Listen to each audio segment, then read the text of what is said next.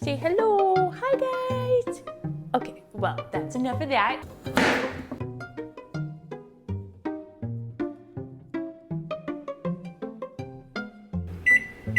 Let me just cut to the chase, okay? Right now I'm baking some sweet potatoes, and the sweet potatoes are gonna be the base of my cake. I know, sounds super weird. So we have our batter, and this is looking very thick, as you can see there. This is not your everyday average chocolate cake batter, I'll say that. I always am into experimenting with new recipes and trying to make healthier versions of desserts and sweet treats and things like that. Okay, so now my cake is out of the oven and it's cooled down. This is what it looks like. Look, wow, right? That's the test there.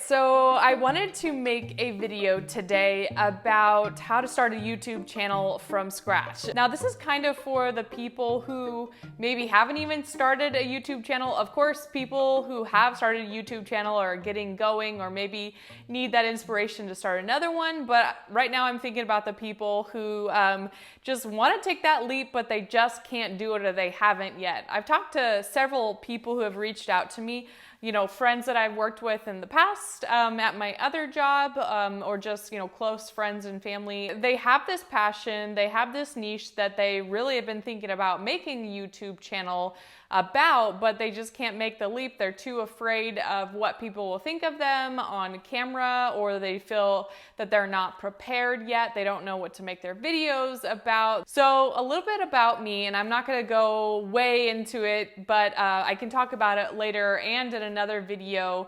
I used to be a reporter and an anchor for a local TV news station, and I was there for almost 4 years. I look back and I grew so much from the beginning to the very end. I can't even tell you, I was a completely different person by the time I left. If I hadn't had that experience, I would be a way different person now. And I don't even know that person anymore who, you know, before I started that job. Now, I'm not telling you, you have to go out and be a reporter or anything like that to get on camera experience to do YouTube.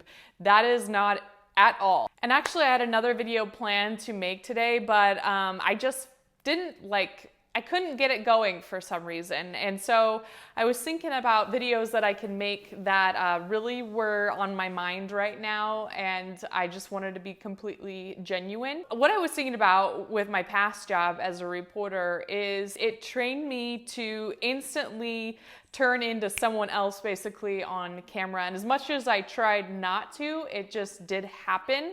I became a perfectionist, and it was almost like acting on TV, basically. When you're on TV and you get scrutiny all the time from viewers, and you really don't want to put yourself out there and be vulnerable just because it's out there. So when I got to this, even though it was a different environment, still when that camera turned on, I became a different person. So my point is, if you had come over from Vid School, which is another YouTube channel Nate and I started, we started about 3 months ago, and now it's up to 1,400 subscribers and almost 30 videos in that time, and it's doing well. And ever since we got over 1,000, it's starting to really get the ball rolling. But what we decided was for me to start my own YouTube channel. I was going to be in my own environment, and that's why I'm talking to you right now. So if you're thinking about starting a YouTube channel, but you think you have to be perfect and perfectly prepared and super professional, depending on what you're doing, but more than not, it is best that you are just completely yourself. And to be yourself, you need to be in your element. You need to be where you are comfortable doing what you love, depending on your niche, right? So the more and more that I was kind of being very professional, the more and more that I wasn't myself. So I decided to do more of a vlog style YouTube channel in my own home and doing the things I love. For me, it's almost like I built up all these different skills, on camera skills, but I almost had to start from square one and strip them down because I'd had all these learned habits. So I needed that experience basically to toughen up and realize that not everything in life is perfect, and it's kind of a hard world out there. I want to use my unique experiences to help other people, and that's the point, that you can do that as well. You have unique experiences. Everybody has their own unique journey that they have taken in this life, and through challenges and accomplishments and successes. So if you're wanting to start that YouTube channel, but you feel like you don't know if you have anything to offer, if you feel like you don't know if you can be on camera or people will want to listen to you,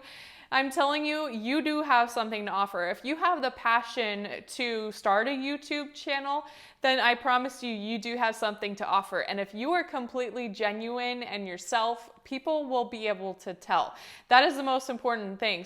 Sometimes the most successful people on YouTube, it's not really necessarily what they're presenting, it's more their personality and they're genuine. In the beginning, it's really a wise idea to start with searchable content so people can find you. These people that have asked me, I don't know if I can do it, I don't know if I'll be good on camera. What is the absolute worst that can happen? If you put your best foot forward, what's the worst that can happen? YouTube is free to create. I mean, you might have to, if you don't have a smartphone, then that's probably about the bare minimum that you're going to need. You're gonna need that. But what is the worst that can happen? What I learned when I was in news is the more and more I messed up and the more and more I, said the wrong thing, each time I looked back, I got better and better and better. And through that, I actually learned to not care. Literally, I didn't care what I looked like. Honestly, even though I tried to put my best foot forward, I didn't care what people thought of me. This was my journey. I was gonna do the best job that I possibly could, but I wasn't afraid to embarrass myself anymore. And that, I think, was the best thing I needed in my life, because I have always been a perfectionist and I've always cared so much about what people think of me that it really hurt me when people would say mean things to me. But the more and more I was in that industry, the more I just didn't care. So what? People can say bad things about you. So what? If you're a good person and you're trying your best and you're truly trying to help people, then who cares? And I know it sounds, cliche or something like that, but seriously, don't let other people take you down. And there will be comments out there, but try your very best to ignore them, or don't look at them in the very beginning. Use that fuel for your fire, whatever you want to call it, but please don't let, those little comments discourage you from keeping going. So if you like this video, please give it a like and subscribe to my channel. If you are new, it really does help me out to continue creating content. And please comment below and tell me the kind of videos that you would like me to make in the future.